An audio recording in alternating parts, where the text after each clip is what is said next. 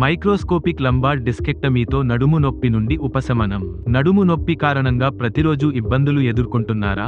ఎక్కువ సమయం కూర్చొని పని చేయడం, బరువులు మోయడం లేదా వయసు పెరగడం వల్ల నడుము నొప్పి సమస్య ఎక్కువ అవుతుందా? అయితే మైక్రోస్కోపిక్ లంబార్ డిస్కెక్టమీ ద్వారా ఈ సమస్యకు శాశ్వత పరిష్కారం పొందవచ్చు.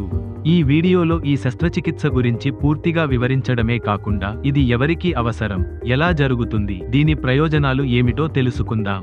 మైక్రోస్కోపిక్ లంబార్ డిస్కెక్టమీ అంటే ఏమిటి? మైక్రోస్కోపిక్ లంబార్ డిస్కెక్టమీ అనేది నడుము ప్రాంతంలోని వెన్నెముక డిస్క్ సమస్యలకు శస్త్రచికిత్స ద్వారా పరిష్కారం అందించే ఒక అత్యాధునిక పద్ధతి. స్పైనల్ కార్డ్ లేదా నరాలను ఒత్తిడికి గురిచేసే హెర్నియేటెడ్ డిస్క్ ను తొలగించేందుకు ఇది ఉపయోగిస్తారు. ఇది సాధారణ డిస్కెక్టమీ కంటే చాలా చిన్న కట్తో చేసే అత్యాధునిక శస్త్రచికిత్స. దీని వల్ల రోగి త్వరగా కోలుకోవచ్చు. ఎవరికి అవసరం? ఈ శస్త్రచికిత్స కింది పరిస్థితుల్లో అవసరం అవుతుంది. నడుము నుంచి కాళ్ల వరకు తీవ్రమైన నొప్పి, కాలు వణకడం, నరాల బలహీనత, రెగ్యులర్ ఫిజియోథెరపీ, మందులు వాడినా నొప్పి తగ్గకపోవడం, సయాటికా వల్ల నడుము నుండి కాళ్ల వరకు నొప్పి రావడం, నడుములో నొప్పి తీవ్రంగా ఉండి రోజువారీ జీవితం అనేది ఇబ్బందులకు గురికావడం.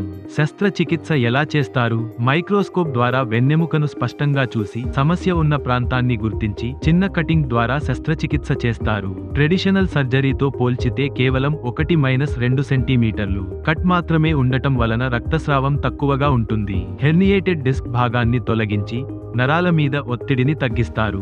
మొత్తం ప్రక్రియ 60 నుండి 90 నిమిషాల పాటు కొనసాగుతుంది. మెజారిటీ కేసుల్లో ఆ రోజు లేదా మరుసటి రోజు డిశ్చార్జ్ అవ్వవచ్చు.